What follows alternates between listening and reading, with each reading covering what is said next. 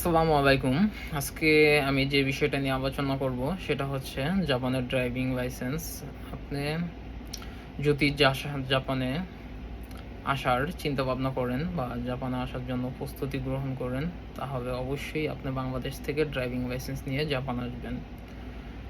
কারণ জাপানে ড্রাইভিং লাইসেন্সের ভূমিকা খুবই গুরুত্বপূর্ণ, সেটা হলো জবের ক্ষেত্রে। আপনি যখন পড়াশোনা শেষ করে জবের জন্য ইন্টারভিউ দিবেন, তখন আপনাকে বিভিন্ন কোম্পানি থেকে বলবে যে আপনার ড্রাইভিং লাইসেন্স আছে কি না।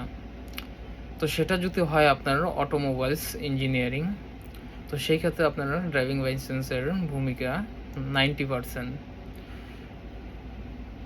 এই জন্যই যে আপনার কারণ যেহেতু আপনি একটি গাড়ি কোম্পানিতে জবের জন্য ইন্টারভিউ দিচ্ছেন আর সেখানে আপনাকে নিয়োগ দিবে, তো সেখানে আপনার অবশ্যই ড্রাইভিং লাইসেন্স থাকতে হবে। আর ড্রাইভিং লাইসেন্স না থাকলে আপনাকে অনেক কোম্পানিতেই নিয়োগ দিবে না। আর জাপান থেকে যদি আপনার ড্রাইভিং লাইসেন্স উঠান বা এটাকে তোলার জন্য আপনাকে প্রচুর পরিমাণ সময়, টাকা এবং পড়াশোনা করতে হবে। অনেকগুলো বিষয় আপনাকে মোকাবেলা করতে হবে। তো টাকার পরিমাণটা বলতে গেলে এখানে আপনার 2 থেকে 2.5 লক্ষ টাকার মতো বাংলা টাকায় আপনার খরচ হবে। দ্বিতীয়ত আপনাকে এটার জন্য ক্লাস করতে হবে, আপনার ড্রাইভিং ক্লাস। যে জাপানে যে ড্রাইভিং স্কুলগুলো আছে সেখানে গিয়ে আপনাকে ড্রাইভিং ক্লাস করতে হবে এবং 15 থেকে 20টা ড্রাইভিং ক্লাস। তো এছাড়াও আপনাকে অনলাইনে আপনার 15 থেকে 20টা ক্লাসও করতে হবে। তো এই মিলে আপনাকে যখন ক্লাসগুলো শেষ হয়ে যাবে তখন আপনাকে ড্রাইভিং পরীক্ষা নেওয়া হবে। তো ড্রাইভিং পরীক্ষা এবং তার সাথে আপনাকে রাইটিং পরীক্ষাও নেওয়া হবে। তো 2টা যদি আপনি পাস করেন তাহলে সেখান থেকে আপনাকে কারিমেন সোমেনশো, ওইটাকে জাপানি ভাষায় বলে, বা আপনাকে একটা অস্থায়ী সার্টিফিকেট দিবে। সেটা নিয়ে আপনাকে জাপানের যে ড্রাইভিং সেন্টারগুলো আছে প্রত্যেকটা সিটিতে বা প্রত্যেকটা প্রিফেকচারে আপনার জাপানের ড্রাইভিং সেন্টার আছে, সেখানে গিয়ে সেটাকে দেখাবে আপনাকে যে জাপানে 100 মার্কের একটা হোনমেন পরীক্ষা হয়। সেই পরীক্ষা পাশ করার পর আপনাকে ড্রাইভিং লাইসেন্স তারা প্রদান করবে। সেই পরীক্ষাটা হচ্ছে খুবই ডিফিকাল্ট, সেটার জন্য আপনাকে অনেক প্রিপারেশন নিতে হবে এবং অনেক বিষয় জানতে হবে।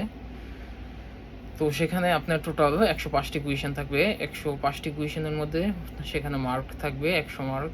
তো তার মধ্যে আপনাকে 90 নাম্বার পেলে আপনি পাস করবেন। আর 90 নাম্বারের জন্য আপনাকে প্রচুর পরিমাণ পড়াশোনা করতে হবে। সেটা যদি আপনি ইংরেজি ভালো জানেন তাহলে আপনি ইংলিশে দিতে পারবেন, আর যদি জাপানিজ ভালো জানেন তাহলে জাপানিজেও দিতে পারবেন।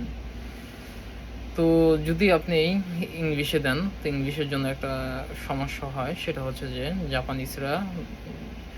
জাপানিজ ভাষাটাকে ইংলিশে ট্রান্সলেশন করে, তার ট্রান্সলেশনের যে ইংলিশটা আসে সেটা খুবই ডিফিকাল্ট, বুঝতে গেলে আপনার একটু সমস্যা হবে। আর যদি আপনি জাপানি ভাষায় অংশগ্রহণ করেন তো সেখানে আপনার কাঞ্জি থাকবে। তো কাঞ্জির অর্থটা যদি না বুঝেন তাহলে পুরা সেন্টেন্সটাই আপনি বুঝবেন না। তো এই জন্য আপনাকে প্রচুর পরিমাণ পড়তে হবে এবং অনেকে আছে কয়েকবার পরীক্ষায় অংশগ্রহণ করার পর পাশ করে। তো 90টি কুয়েশন আপনার 90 নাম্বার থাকে, আর 10 নাম্বার থাকে হবে 15টি কুয়েশনে। তো 5টি সৃজনশীল থাকে, 5টা সৃজনশীলে 15টা কুয়েশন থাকে, 3টি করে। তো এই হচ্ছে ড্রাইভিং লাইসেন্সের ব্যাপার। তো আপনার স্টুডেন্ট থাকা অবস্থায় আপনার কখনো এই সময়টা বা এই টাকা আপনার পক্ষে মানে বের করা আপনার জন্য ডিফিকাল্ট হয়ে যাবে জাপান আসার পর।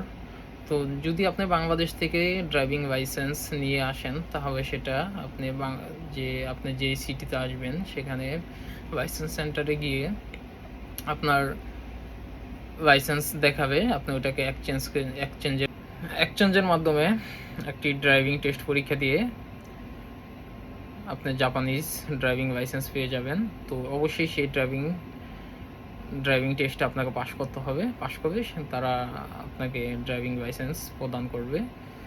তো সবাইকে ধন্যবাদ ভিডিওটা দেখার জন্য। আর যারা জাপান আসবেন অবশ্যই তারা বিষয়টাকে মাথায় রাখবেন, অবশ্যই বাংলাদেশ থেকে ড্রাইভিং লাইসেন্স নিয়ে জাপান আসবেন, তা না হলে এই সমস্যাগুলো আপনাদের সবাইকে ভোগ করতে হবে। ধন্যবাদ সবাইকে।